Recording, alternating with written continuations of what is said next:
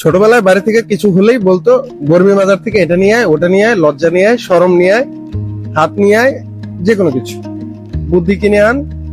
তো আজ প্রথমবারের মতো বর্মি বাজারে আসলাম গরু দেখতে। সেই গল্পটা এখন আর শুনতে পাই না তেমন একটা, তবুও মাঝে মাঝে শোনা যায়। তার কারণেই আগ্রহ হলো যে বর্মি বাজারে আসলেই কি বুদ্ধি পাওয়া যায় কিনা, হাত কাটা হলে বা হাত ভেঙে গেলে সেটা পাওয়া যায় কিনা তা দেখতে আসলাম। ওগুলা কোনোটাই পাই নাই। পাইছি যেটা, সেটা হচ্ছে গরু। ঈদের প্রথম দিকে এখানে গরুর ভিড়টা অনেক বেশি, মানুষের সংখ্যাও রয়েছে যারা হচ্ছে গরু কিনতে এসেছেন এবং বিক্রি করতে এসেছেন। সবার মুখে একটা আনন্দের ছাপ।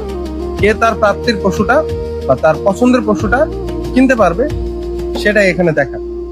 সবাই সুন্দর সুন্দর গরু নিয়ে মাশাআল্লাহ বাড়ির উদ্দেশ্যে, কেউ বা বাজারের উদ্দেশ্যে আসছে। যাই হোক, এখানে প্রত্যেকটা গরুই মাশাআল্লাহ অনেক সুন্দর। এখানে সবাই নিজের গরু নিয়ে এসেছেন। চাচা বসে আছেন, কাকা অন্যদিকে তাকিয়ে আছেন যে তার প্রতীক্ষার গরুটি কখন বিক্রি হবে। তো এভাবেই চলছে দাম কষাকষি, দর কষাকষি। একের পর এক গরু দেখে যাচ্ছে মানুষ। এই বাজার সম্পর্কে কিছু জিনিস আগে বলে নিই। এই বাজারটা অনেক পুরনো, তো এটা 100 বছর পুরনো বাজার বলাও যায়। কারণ এখানে আমরা যখন ছোট ছিলাম তখনও শুনতাম যে এখান থেকে মানুষ হচ্ছে গরু নিয়ে আসতো, এবং আমার চাচারা যাদের বয়স এখন 60, 70, 80 বা তার ঊর্ধ্বে, দাদারা, এরা সবাই এই বাজার থেকেই হচ্ছে গরু নিত এরকম।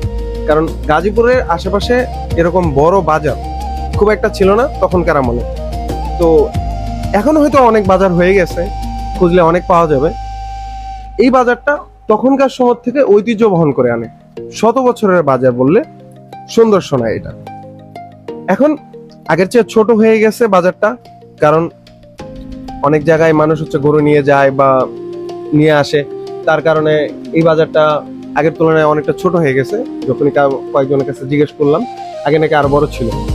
তো এখানে আরো বিষয় আছে যে আশেপাশে অনেকগুলা মানে কাঁচা বাজার, তারপরে হচ্ছে বিভিন্ন সবজির বাজার, নিত্য প্রয়োজনীয় জিনিসও এই বাজার পাওয়া যায়। এই যে গরুর হাটটা, এটা এখানকার সাপ্তাহিক হাট। এটাই এখানকার নাম করা সেই বর্মি বাজার। আজ এই পর্যন্ত, দেখা হবে অন্য কোনো পর্বে।